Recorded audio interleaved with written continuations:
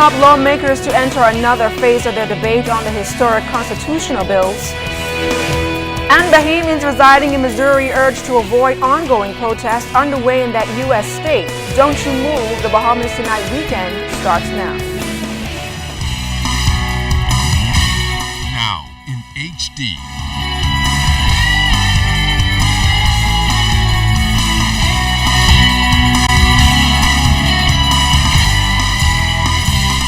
ZNS Network presents The Bahamas Tonight.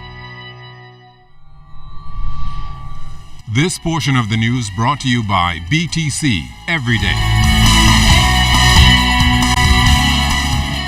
Good evening and welcome to the Bahamas Tonight weekend. I'm LaDawn Davis. Thanks so much for tuning in.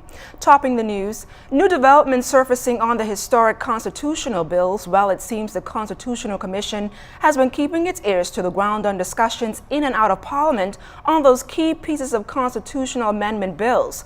The Commission makes it clear that it's sympathetic to the concerns expressed and has made some adjustments regarding the bills. Jiminita Swing reports. The Constitutional Commission is sending a strong message to the Bahamian people that it is not deaf and has heard the concerns expressed on the compendium of bills being debated in the House of Assembly seeking to grant full equality to women and citizenship.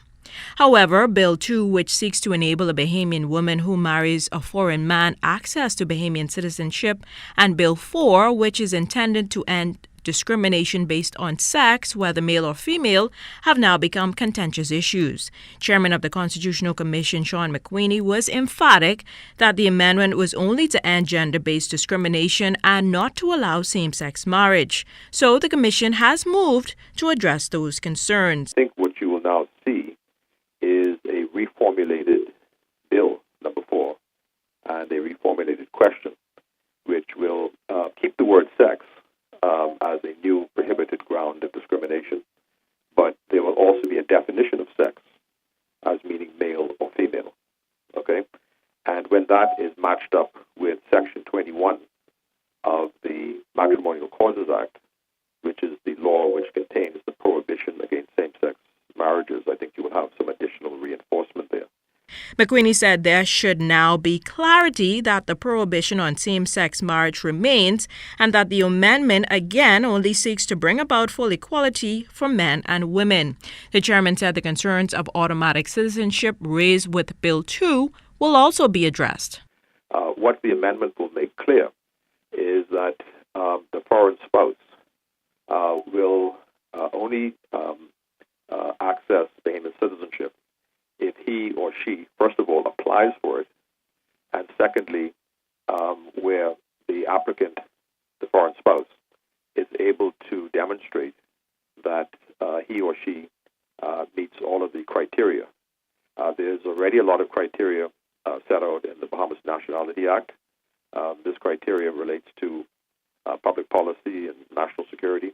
He also shared what this could mean for the debate that is expected to continue in Parliament on Monday. I'm very optimistic that the outstanding differences between the governing parties, between the governing party and the opposition party, the PLP and the F&M, will be pretty effectively resolved in the next day or so.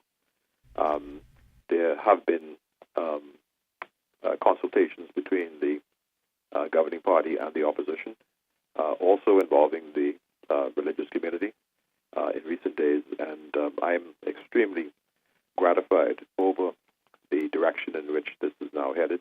We can also share with you what the new amendments to the Constitution bills are, and each question is framed, do you approve the Bahamas Constitution amendments? Question 1 reads, under this proposed change to the Constitution, a child born outside the Bahamas would become a Bahamian citizen at birth if either its mother or father is a citizen of the Bahamas by birth. Question 2 says, under this proposed change to the Constitution, the foreign spouse of a Bahamian citizen would be able to apply for and obtain citizenship subject to satisfying 1, the existing national security and public policy considerations, and 2, new provisions guarding against marriages of convenience. Question 3 says, under this proposed change to the Constitution, a Bahamian father of a child born out of wedlock would be able to pass his citizenship on to that child, subject to legal proof that he is the father.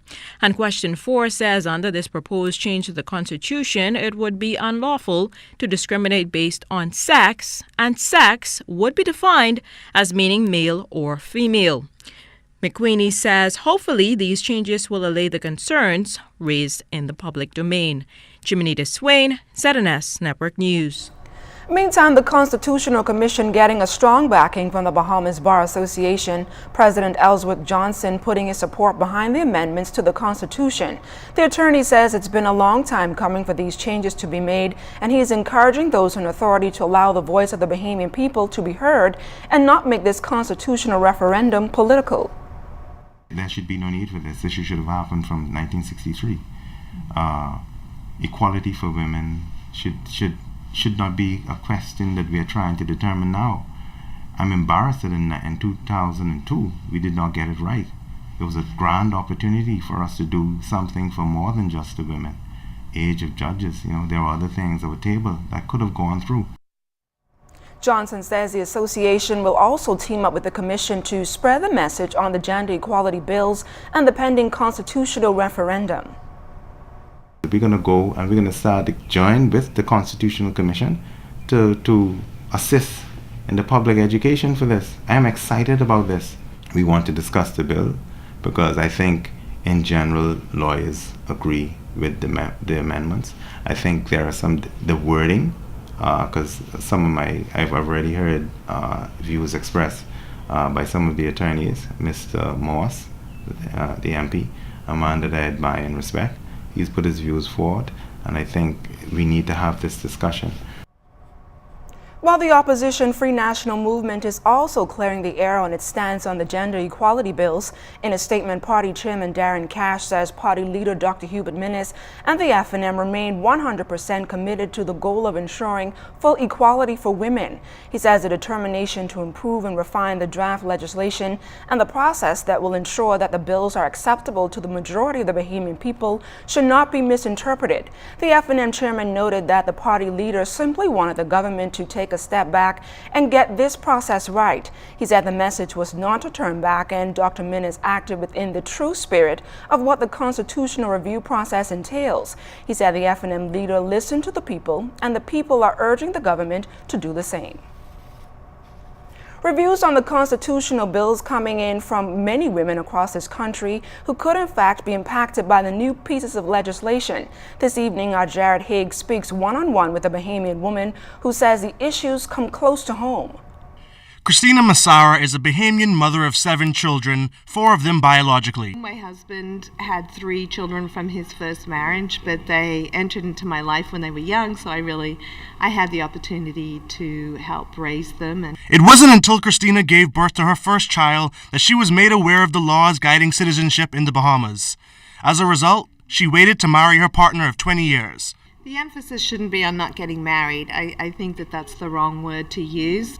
It just seemed logical, more than anything, to not formalize the union with my husband, my now husband, until such time as my children could access all the same rights and benefits that I had as a Bahamian. There's been quite a bit of backlash to the proposed amendments. Opponents say that Bill number 4 would open the door to same-sex marriage. On the other hand, supporters say that the change is necessary as the law does not prevent men and women from being discriminated against on the basis of their sex. If your employers wanted to create an arbitrary policy that said a woman automatically earns 10% more than a man, your employer is entitled and within his right to set that policy in his or her organization, because we don't have a law that says you cannot discriminate on the basis of sex. If the commissioner of police wanted to create a law that said no senior police officer can be a woman, the law does not prevent us from discriminating against women in that way. Parliamentarians have also expressed a mixed reaction to the proposed amendments.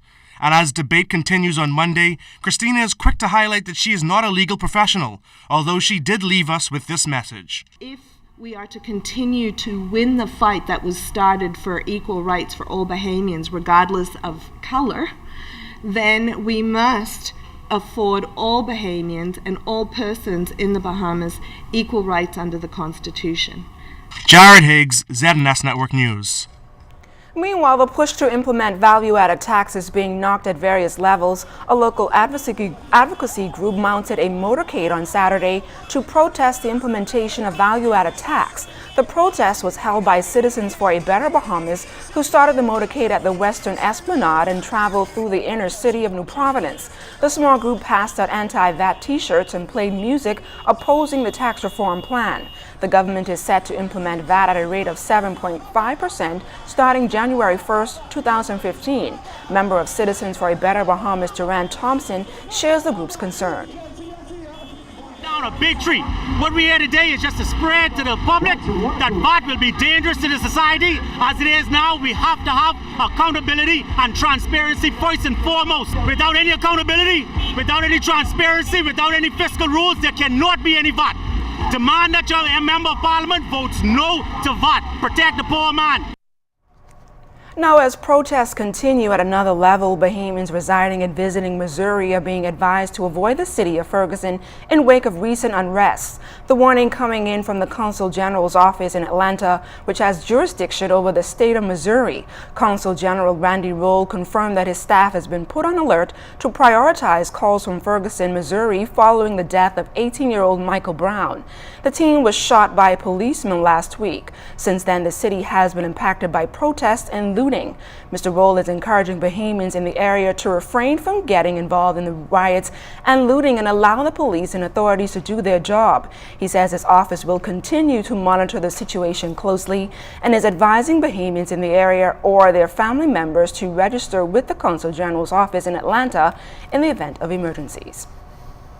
From the police this Sunday, a man caught in the crossfire of a shootout is left in critical condition. Police say sometime around 1:30 this morning, they received reports of gunshots being discharged in the Faith Avenue area.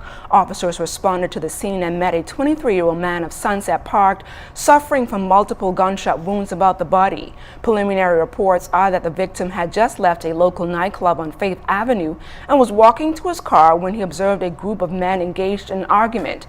Gunshots erupted between the two groups and the man was caught in the exchange and struck multiple times. Officers also recovered an assortment of fired bullets from the scene. Police also investigating two separate stabbing incidents overnight. The first involving a 15-year-old boy and a man on bail was also injured. Police say around 1:35 a.m. the teen of Jubilee Gardens was attending a basketball game on Nassau Street when he became involved in a verbal altercation with a man. A second male then attacked the teen from behind and stabbed him in the back. He was transported to hospital and is listed in serious condition. In the second incident, police say a 24-year-old man of Newbold Street presented himself to the accident and emergency section of the Princess Margaret Hospital around 4 a.m., suffering from multiple stab wounds. Police say the injured man, who is on bail for a serious offense and is being electronically monitored, could not give a satisfactory account as to how he came about his injuries. Doctors described his condition as serious. And coming up in the Bahamas Tonight weekend, we'll introduce you to a young lady celebrating her 106th birthday. That story and more straight ahead.